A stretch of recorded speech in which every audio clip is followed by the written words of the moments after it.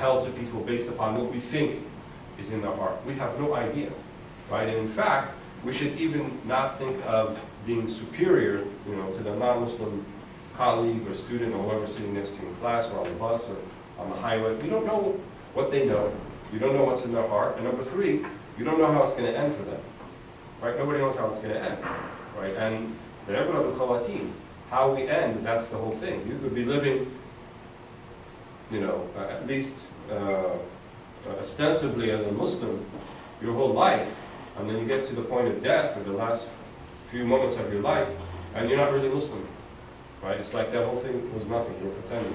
That's not a Muslim when he dies then. And there are others who their whole life appears are not really Muslim, but when the moment of importance comes about, they realize that this is the message they want to accept. And they may have not done a single prayer. There were some of the Sahaba who didn't do a single prayer. One of them who became Muslim, he joined the campaign with the Prophet ﷺ, was martyred in battle. He didn't pray a single prayer, but he's from the people of paradise, in our estimation. Why? Because he believed, he had iman. So it's not about,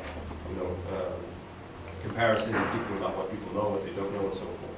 So I stress this a little bit because unfortunately we have some people going around, and you find videos on YouTube and all these things that say, if you don't acknowledge that the Prophet ﷺ parents are in hellfire, then you're not, there's something wrong with your aqidah.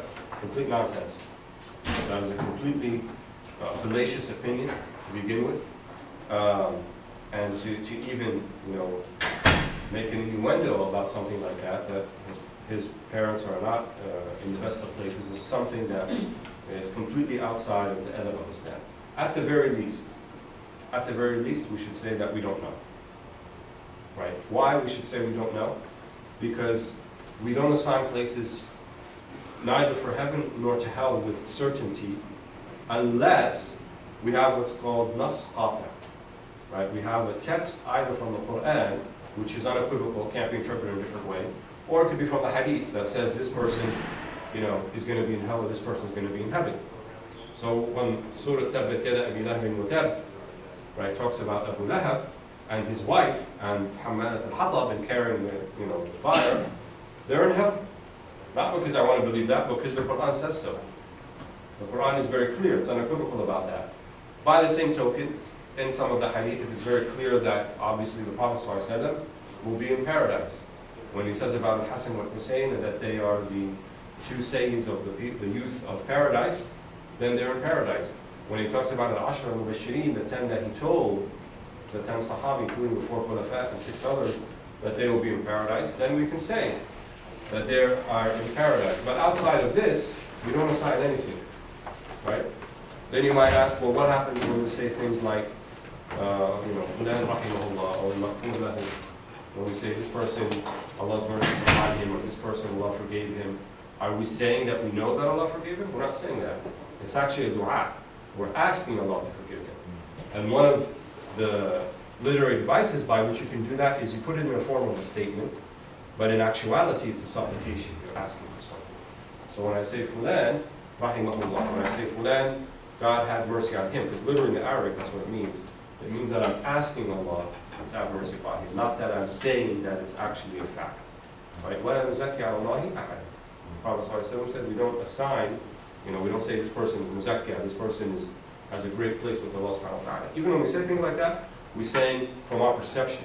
But we're not stating a fact. Right? We're not saying that we know what Allah thinks about them. Who knows that? Nobody knows. And that's why the Sharia is about al-zawahir. It's about people's ostensible acts, not what they have in their heart. Right? When they do something that ostensibly, from the outside, is this or this, then, that's when we take them to task. But we don't make assumptions about what's actually going inside their heart. So, that's the noble lineage of the Prophet ﷺ. And then he goes on to talk a little bit about some of them, like what I mentioned. So he says, وَشَيْبَةٌ إِذْ بِئْرَ زَمْزَمْ حَفَرْ هَمَّتْ بِمَعِهِ قُرَيْشٌ فَنَظَرْ. Now to mention Shaybah, who dug the well of Zamzam, causing the Quraysh to attempt to stop him, so he made an oath.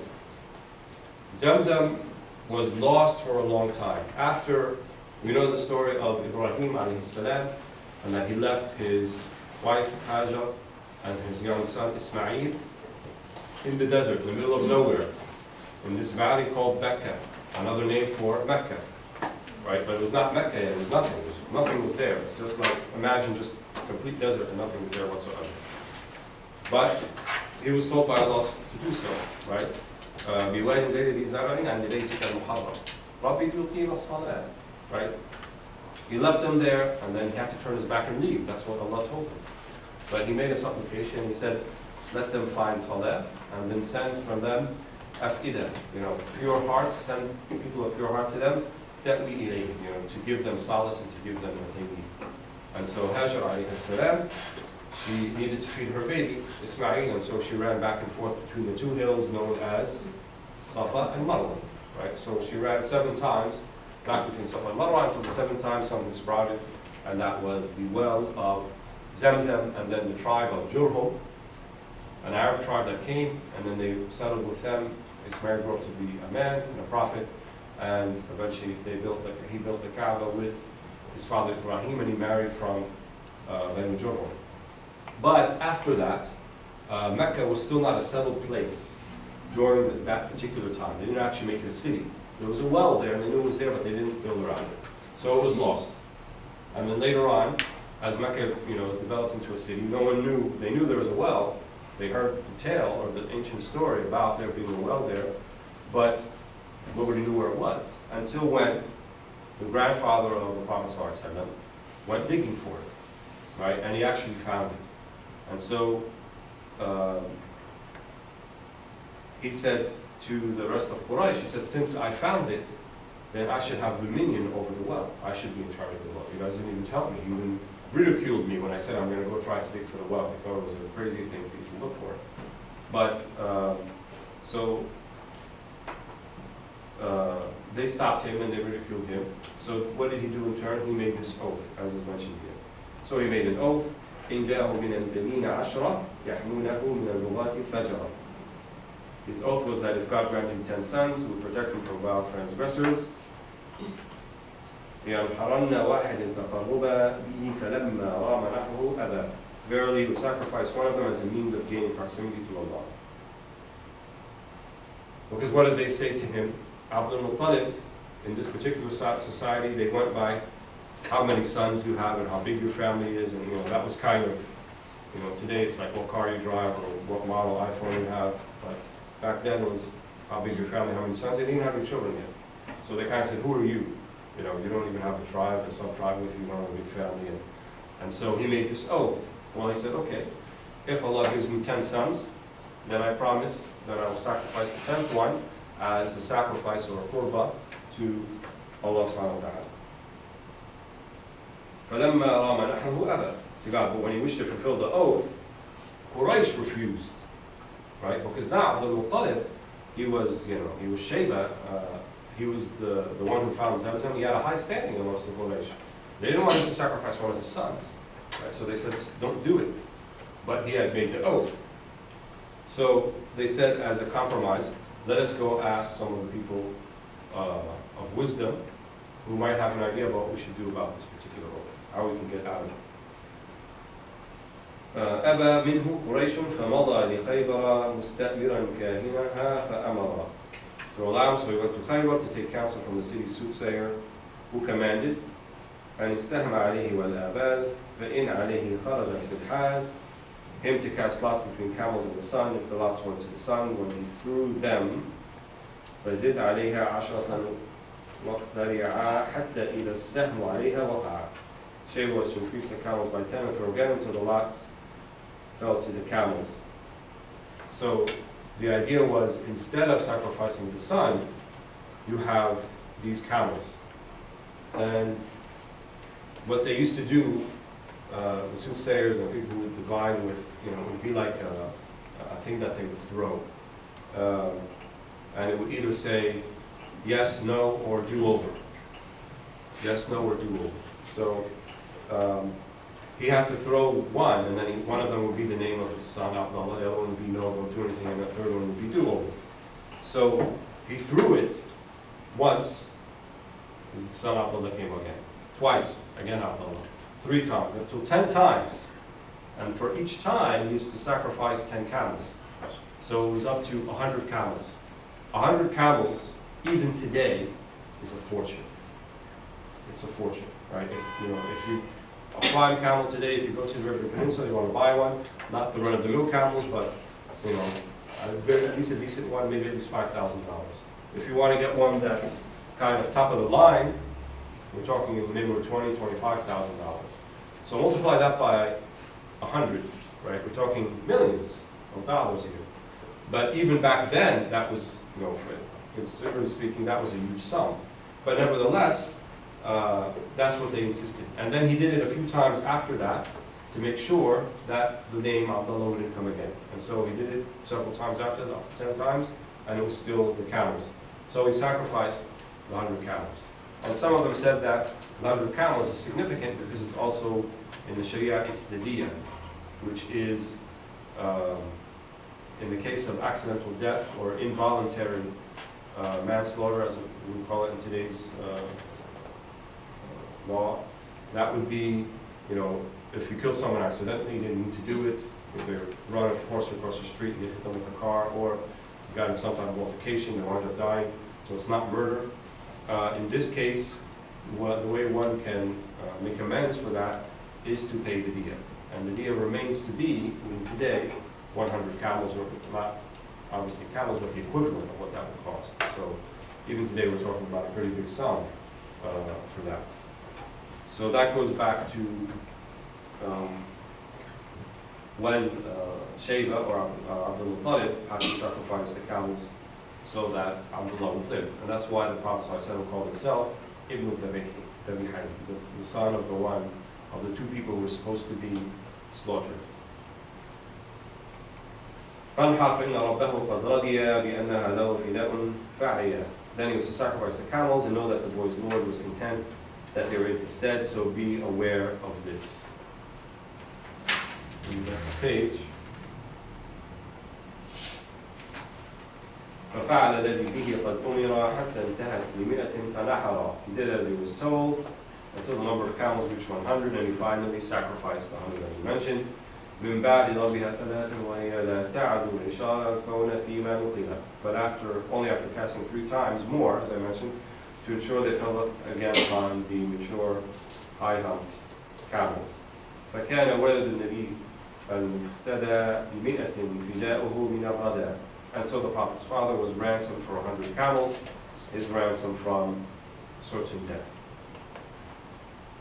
وكان ذاك سنة في أمتي عن نفس كل مؤمن في فديته. Then thus it became an indemnity in his community for any believer as a just recompense for a wrongful death, as we just mentioned. والخلف في ثاني الذبيحين ورد وجلهم إسحاق وهو المعتمد. Opinions differ regarding the other sacrifice. As I mentioned, he's the son of the 2 ones who were supposed to be sacrificed. But most scholars consider Ishaq or Isaac to be the one, and this is most reliable. Al-Lamti was a follower of the Maliki school, and the Malikis hold that it was Ishaq or Isaac. So when he says Mu'tamad, or this is the reliable opinion, according to his school of thought. Otherwise, most of the majority of the other scholars actually held it to be Ismail or Ishmael. So وقال قوم, and he mentions it here, هو إسماعيل وكل قول فله دليل. Another group of scholars state it was in fact Ishmael or Ismail, and each opinion has its own strong proofs.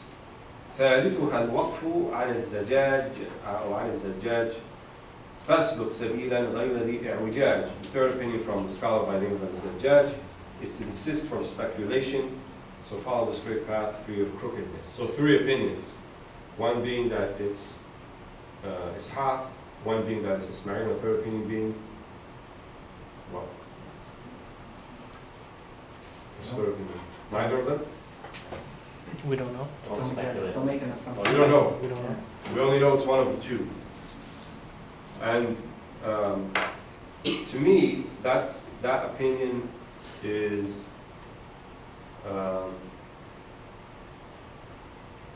it's important to know that opinion, not just in this particular case, but in many things, where we don't need to have an opinion about something. We live in an age where everybody's asking your opinion about something. What do you think about this? What do you think about that? What do you think about Donald Trump? What do you think about Ben Carson? What do you think about, I don't know what? What do you think about the iPhone 6s? It's going to work. It's better than 6 with a switch. So we're always feeling like we need to put out our opinion. And then we have these very convenient technological advances that make it so easy for us to put out our opinion, right? All you have to do is put a tweet out or Facebook status, and then hundreds, maybe thousands, maybe millions for some people, they know your opinion. And they could be all the way on the other side of the world, right? And, you know, when Justin Bieber, see how quickly they correct it? Justin Bieber, you know, he says, what did he put, like, pbuh, like he put something that wasn't even like words, right? And then he got like 1 million retweets. So, nonsense, but that's where people are at. But we need to take it back to, we as Muslims, if we're trying to implement this in our life, what is it, how should we be about stuff like that? I don't always have to give an opinion, especially when I cannot reach an opinion. There's nothing wrong, there's no ayib behind it, there's no deficiency in you if you say, you know, I haven't formed an opinion about that yet. I don't have enough information. Right? I don't know enough to say about this thing. So when ulama say there's strong proof of both, but we can't say definitively it's this or that, then that's perfectly fine. And in fact, many things, right, that people want to make part of the deen, in fact, are not part of the deen, right? Like they said they found flowing water on Mars. Did you all hear about that? So that means where there's water, there is life, perhaps. So should we all be shaken up that maybe there are beings living on Mars or once lived on Mars? Will that shake our theology or our Islam up? Not in the least. Why? Because I don't have an opinion about aliens, whether they exist or not. My religion doesn't have an opinion about aliens, whether they exist or not. I don't have to believe a particular thing about the existence of aliens or lack thereof, because I'm not asked to. Right? It doesn't say in the Quran, it doesn't say in the Hadith. The Prophet ﷺ didn't mention it specifically, yes or no. So it's something that's in the realm of possibility. It's not impossible, right? Probable? Well, we can debate that, but I don't have to have an opinion about it. Just like I don't have to have an opinion about how old is the universe. Some of our Christian theologians got in trouble because they put a number on it. They said 6,000 years. And then when Galileo and the rest of them, and even when they said it's it's not a heliocentric universe, it's a geocentric universe, so everything revolves around the Earth. And Ptolemy's model was the one that everyone followed until Copernicus. Then when the church supported that particular opinion, but then it was no longer tenable, it was no longer something they could support, they were stuck because they made it part of church doctrine, right? So don't make things part of Islam that's not part of Islam. How old is the world, the universe? I don't have to have an opinion about that. If they say it's 13.8 or 13.9 billion years, maybe. But I don't necessarily have to have an opinion about such things. What's your opinion about creatures existing on Earth before man? I would say definitely, because the indication from the Quran is that there were things created before man. Man was not the first of creation, right? In terms of his physical being that was put on Earth. Earth was there were other things there before it. There were plants, vegetations, other animals, maybe even other animals that look like human beings, that don't work human beings. So I don't have to, if they discover Neanderthal bones or Cro-Magnon bones and they tell me that this is your ancestor, I would say I don't have to accept that. I accept that you have a fossil there, and I accept that maybe it looks something like a human being, but to make the idea from this is an ancestor of a human being because there's similarity between the two, science cannot prove that. Don't listen to what they tell you.